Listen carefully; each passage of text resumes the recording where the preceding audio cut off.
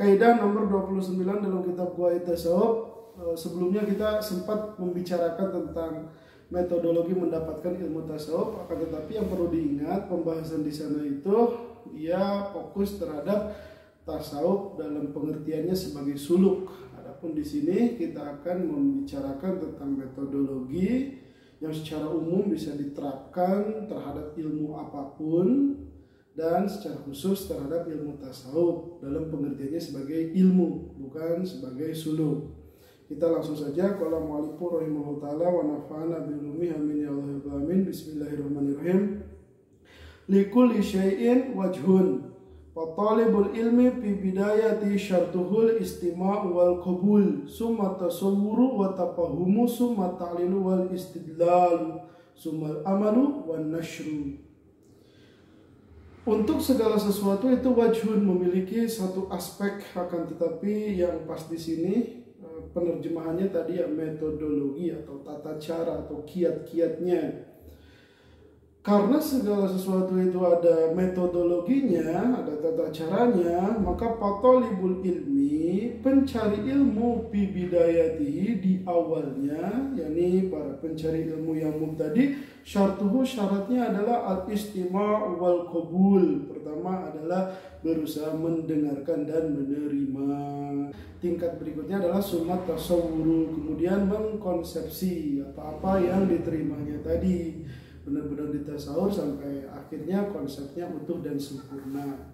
Berikutnya watafahumu dan tafahum. Tafahum itu pengertian di sini lebih tadi ya, pemahaman atau konsepsi yang dipahami itu dia itu bisa menjadi dobit atau parameter untuk menganalogikan pada yang lainnya.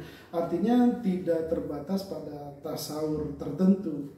Jadi naiklah kurang lebihnya dari partikulia terhadap kaidah-kaidah sehingga bisa mengakomodir persoalan-persoalan yang banyak. Nah, setelah melewati tafahum, apa yang harus dilakukan? Kemudian sumat ta'lil, kemudian memberikan reasoning, kira-kira gimana, karena apa, dan yang lainnya. Lalu berikutnya wal istidlal, dan memberikan pengargumentasian. Ya, argumentasi di sini tentu saja sesuai dengan ilmu yang dicarinya, apakah dia itu bersifat transmitif, nakli atau rasional, atau sifatnya tajribat dan yang lainnya. Jadi istidlal di sini disesuaikan dengan ilmu itu tersendiri. Lalu setelah istidlal, sumal amalu wan nasru, kemudian mengamalkan dan mempubliskan atau menyebarkan. Nah, dari tahap-tahap yang disebutkan barusan harus dilewati secara runtut lah, kurang lebihnya seperti itu. Jangan random. Nanti kalau misalnya random, di sana ada kesalahan-kesalahan yang sangat fatal sekali sebetulnya bagi para pencari ilmu. Nah, ini kita bisa terapkan misalnya kalau kita ngaji kitab Fathul Qorib misalnya. Dari matan Abisujanya pertama kali kita ngaji, apa yang harus kita lakukan? Ya, dengarkan, terima. Lalu pahami masalah-masalah yang ada di dalamnya.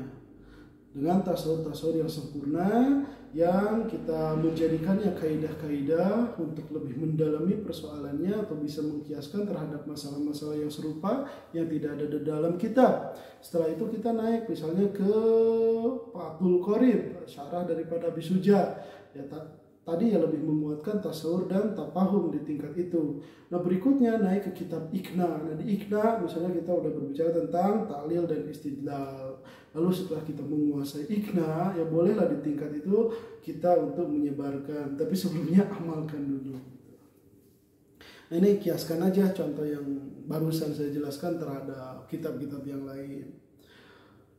Wa ma taqaddama rutbatan an mahalliha hurrimal wusulu li haqiqatil ilmi min wajiha. Dan apabila atau kapanpun seseorang dia mendahulukan tingkatan dari satu tempatnya, maksudnya apabila satu tingkatan tertentu itu diawalkan atau diakhirkan, hurrimal wusula, dia akan terhalangi ketersampaian pada hakikat ilmu sebagaimana seharusnya gitu. Nah, ini sesuatu yang mengerikan. Kita lama-lama habis waktu untuk mencari ilmu, ya ternyata kita tidak mendapatkan ilmu itu sesuai dengan seharusnya gitu.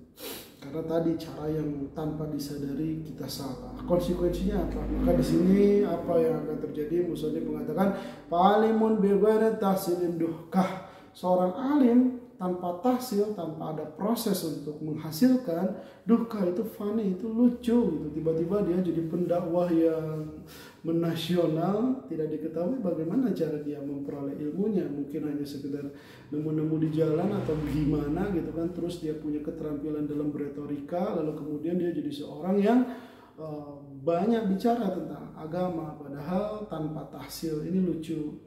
Wa muhasilun duna tasawurin la ibrata bihi. Terus orang yang dia itu menganggap dirinya udah memperoleh tanpa ada konsepsi yang sempurna sesuai dengan terminologi keilmuan tertentu, inilah ibrata bih, tidak dianggap, tidak diperhitungkan. Terus wa suratun la yuksihal pamu la yupiduha ghairu.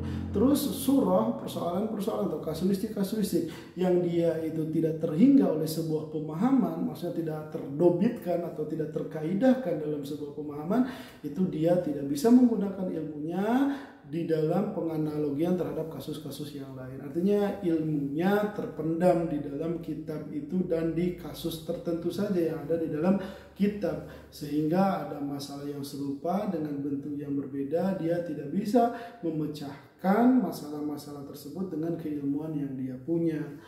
Artinya pengalaman tentang asbah wan najuirnya tidak bisa dikaitkan pada kaidah-kaidah tertentu.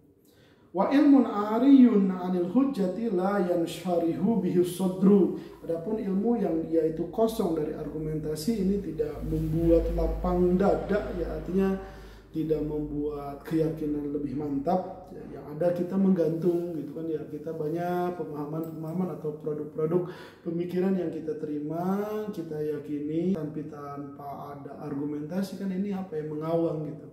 Kita hanya bisa memendamnya untuk diri kita sendiri. Berbeda kalau misalnya keilmuan-keilmuan yang tentu saja kita pahami dan kita yakini itu benar berdasarkan argumentasi, itu akan mantap dan semakin melapangkan dada kita gitu. Wa ma lam yuntij bahwa hakim, dan sesuatu yang dia itu tidak menyimpulkan atau tidak berkesimpulan, maka dia itu hakim mandul. Nah, hal ini maksudnya gini, kalau kita udah punya ilmu tetapi kita tidak menyebarkannya, ya dia itu seperti apa? Seperti keilmuan yang dia itu hakim mandul, hanya untuk dirinya sendiri, tidak tertransferkan terhadap selain diri kita. Lalu bagaimana sih untuk menghidupkan keilmuan? Musannif melanjutkan, cara paling efektif untuk menghidupkan keilmuan adalah mujakarah. Musannif mengatakan wal mujakarah hayatuhu, berdiskusi, berdialog secara sehat itu adalah kehidupan ilmu. Tetapi di sini bersyarat, lakin bisyartil insafi wa tawaddu'i wa huwa qablul haq bi husnil khuluq. Akan tetapi dengan syarat al-insaf, bijaksana, wisdom, tawadu, rendah diri. Yang mana insaf dan tawadu ini adalah qabulul haqqi bi husnil khuluq, yaitu penerimaan terhadap kebenaran dari siapapun dengan etika yang elok. Nah, selain itu juga ada bagusnya mujakarah dibatasi sedikit orang, ini lebih efektif. 3 atau 4 orang lah mungkin ya. Kalau misalnya lebih dari itu, nah itu juga kurang bagus. Kenapa demikian? Musannif mengatakan wa mata kasrul adat intafaya, apabila semakin banyak orangnya intafaya, maka akan hilang rasa sikap adil, bijaksana dan ketawaduan. Karena dalam situasi seperti itu terkadang orang ingin perform atau menampilkan keunggulannya, ingin terlihat lebih pintar atau apalah, sehingga di sini tidak ada lagi penerimaan terhadap kebenaran, tidak ada lagi yang namanya ketawaduan. Maka musannif menyarankan paktasir wala tantasir. Paktasir, batasilah, wala tantasir, jangan kamu membela diri pada sesuatu yang tidak benar. Watlub, carilah, wala tukosir, maksudnya carilah terus keilmuan, wala tukosir, jangan kamu membatasi diri, ngerasa punya ilmu sehingga tidak bisa mendialogkannya terhadap orang lain. Justru terkadang dengan adanya dialog dan komunikasi, keilmuan kita itu akan diuji seberapa persen sih atau seberapa sempurna sih kepahamannya atau keluasannya dihadapkan dengan pandangan-pandangan orang lain yang mungkin di dalam situasi yang sama, kasus yang sama, persoalan yang sama, mereka memiliki perbedaan pandangan dan justru kebenarannya ada pada mereka yang sepantasnya kita untuk terima. Wabillahi taufiq. Naktafi bihadzal qadar wallahu alam bissawab.